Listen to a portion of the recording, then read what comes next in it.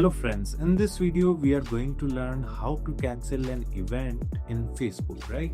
So as you can see, I am logged into my Facebook account.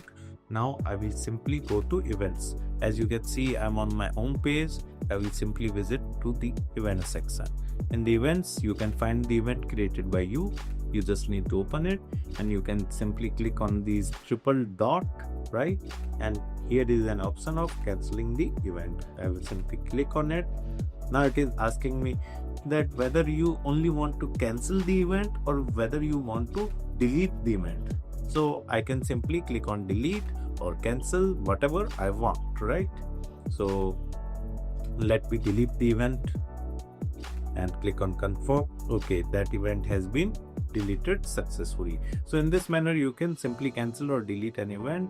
Now coming to the topic, like if you want to learn digital marketing course, that I have already mentioned my website link in the video description. You can simply visit my website and you can check out the course over there, and like you can purchase directly from there. Thank you. If you want to learn digital marketing for free, then subscribe Digital Bikana YouTube channel right now.